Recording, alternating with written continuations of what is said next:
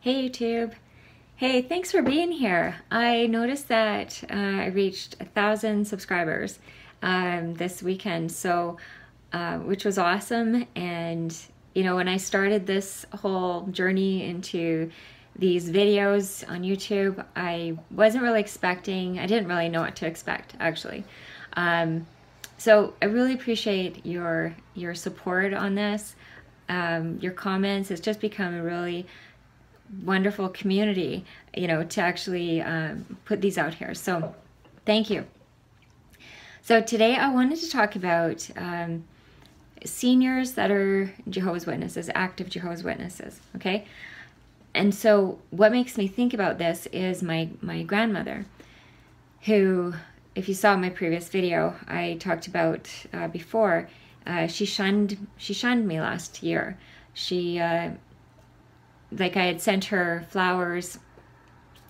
I sent her flowers to tell her I was thinking about her. I was going to come and visit her, and thinking about her also because it was near the anniversary of my grandpa's death, right? So it was just one of these kind gestures that you do for people you love and your friends and your family and such. And anyways, I had done it the previous year, and it, you know, we have a special bond like that. We always, you know, and it even was stronger between the two of us, especially my grandma and myself, because we were in the same congregation for just over 10 years. So our bond was actually quite strong. And even before that, as a kid growing up, there was just always this connection that her and I shared.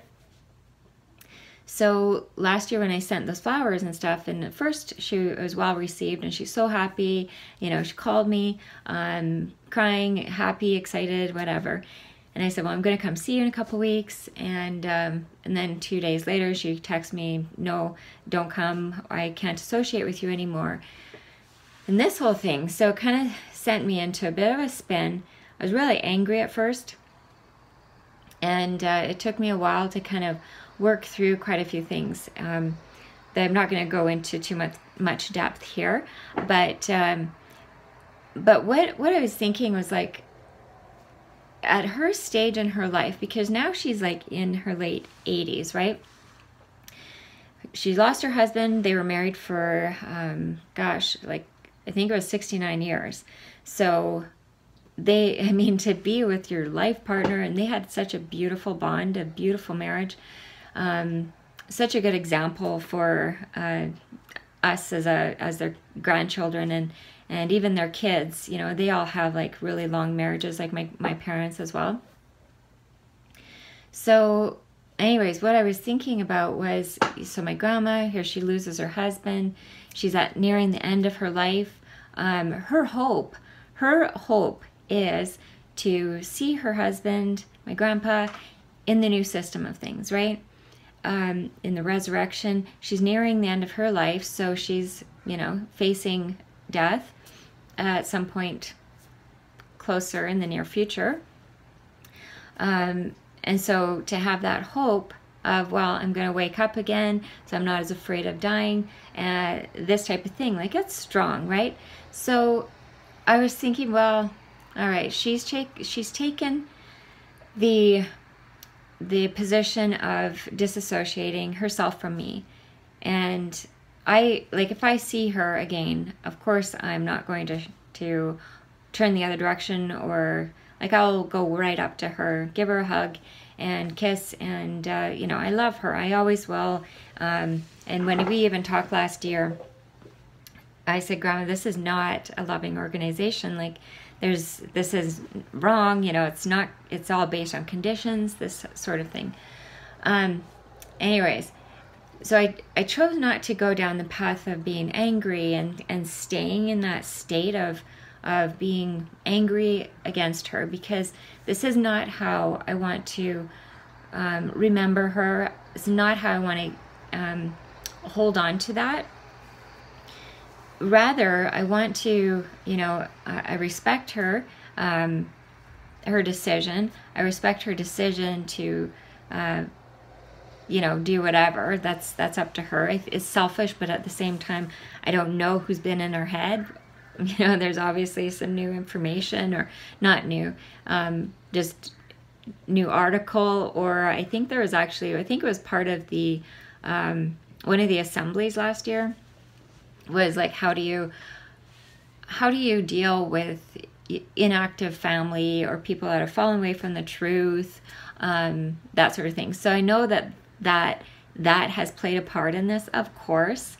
So because to be faithful as a Jehovah's Witness, you faithful in all things, you put your trust in Jehovah, this type of thing. So I know that with my grandma, because my grandparents, they've been special pioneers for, gosh, like probably 40, 50 years.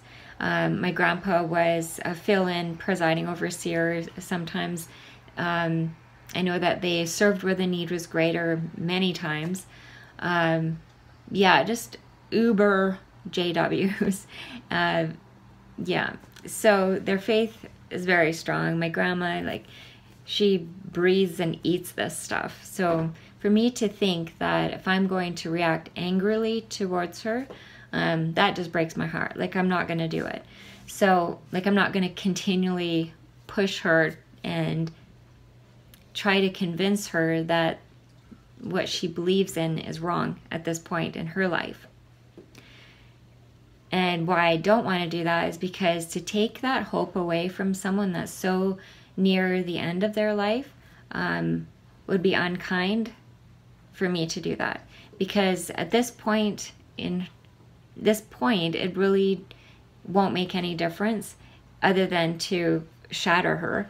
And I think when seniors especially have been in it for so long, when people have been into, you know, they're so indoctrinated, they breathe and eat this stuff, you know, that Jehovah's Witnesses, or the organization, is feeding them. For them to come out of that at that age, I think is very difficult. So anyways, I wanted to kind of put that out there. I have a similar thing with my parents, is the same type of feeling where they also have a very strong faith. They're also uber JWs. We have kind of a dysfunctional type of relationship, I guess. We lost my brother very young, so my first memory is of my brother's day he died.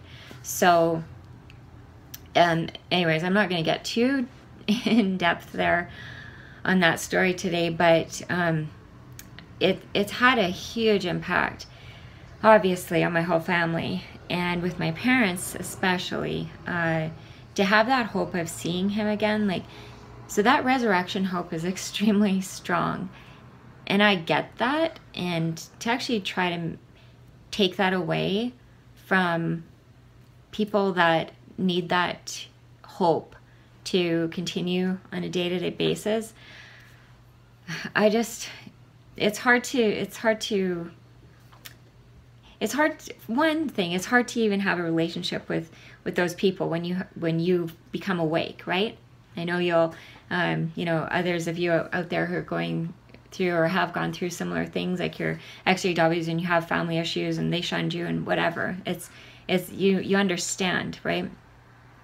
But where I'm coming from is where, say, you're the older generations, where this is their hope, and they're sad every time they see you because you're no longer part of that, and they know you're going to die, and it's a sad state actually to be in. But for me to actually try to change that in them, I don't know that that'll do any more good, or, like, I honestly feel that if they were to have that hope taken away from them, it would almost kill them. Does that make sense? Like, I was talking about this with another ExJW, and he was kind of saying the same thing. Like, he thought the same type of thing, but he hadn't really kind of talked it out.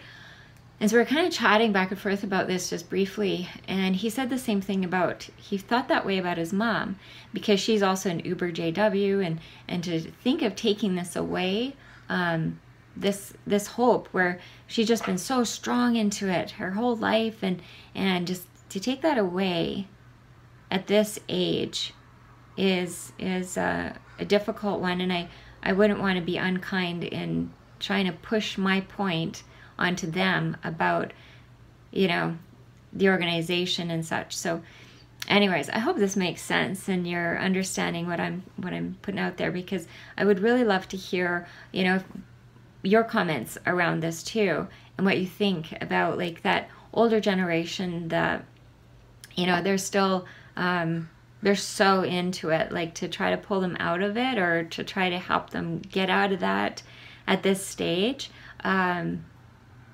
What do you, is it really beneficial? Anyways, I'd love to hear your comments on this. And yeah, so leave your comments. And yeah, anyways, I think that's all I had, because I'm just curious as to what people think about that. I mean, on my side, I choose to show kindness and love, and also to just be me, regardless, and whether they like that or not, that's up to them, because I still put those conditions around your relationship. So, but I always look at it like, well, that's their choice. My choice is to just be me, and if they don't like that, unfortunately, that's, you know, what's not to like?